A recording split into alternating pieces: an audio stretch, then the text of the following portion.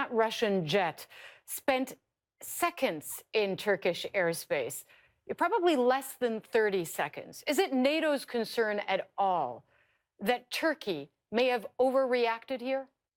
So all NATO allies support Turkey's right to defend its airspace, its territorial integrity.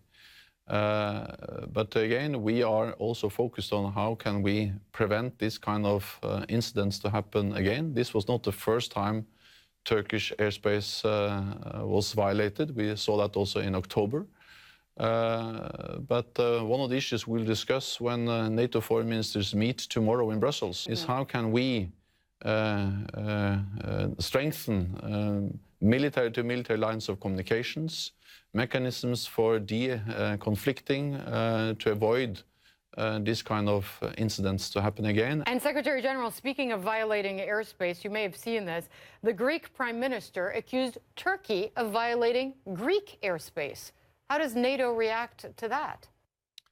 I think we have to remember that Turkey is on the front line of a very, very unstable and difficult situation in Syria and Iraq. And of course, for Turkey to be so close on the border of all the fighting, all the killings, and all the military buildup from the Russian side, which we have seen there during the last weeks or months, creates a very special situation. And this was not the first time. It has happened before. I was actually referring to the Greek Prime Minister accusing Turkey of violating Greek airspace. He did so on Twitter. How does NATO react to that? I try to explain to you that there are completely different situations. No, I understand that, but there is a violation, according to Greece, of its airspace by Turkey. So are there two standards here? No, we underline the importance of respecting the airspace of any nation. But I think we have to understand that Turkey is in a very special situation. They have been bordering Syria, they are bordering Syria where they have been fighting turmoil for several years. They have seen substantial Russian military buildup, both in the air, on land, and also now in the eastern part of the Mediterranean. So you're saying Turkey should get a pass because it's in a difficult neighborhood and in a difficult situation right now for violating Greek airspace, for instance? I am saying that any nation or the airspace of all nations should be respected. NATO is not in a position where we accept any kind of violations of airspace. I'm myself coming from a nation which has seen violations of the airspace of Norway.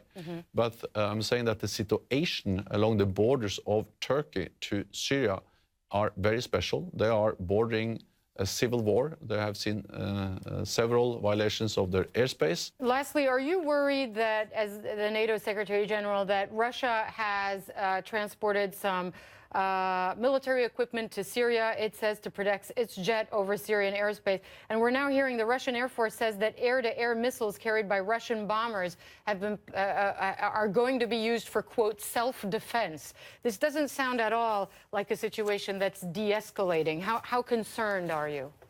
We are concerned about the strong Russian military buildup in Syria and in the eastern Mediterranean.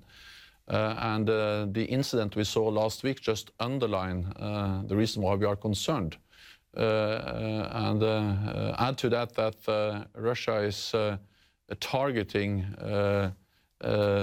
many other targets than ISIL, and they are doing a lot of airstrikes in areas which are not at all controlled by ISIL. The same can be said for Turkey, Secretary General. They are targeting forces that are Kurdish militants fighting ISIL as well. So you could make the same case for that country. So any nation has the right to defend itself against terrorist attacks, and Turkey has suffered several terrorist attacks over several years. At the same time, I think we also need a political solution, a political dialogue when it comes to the challenges we see with the Kurdish population in Turkey.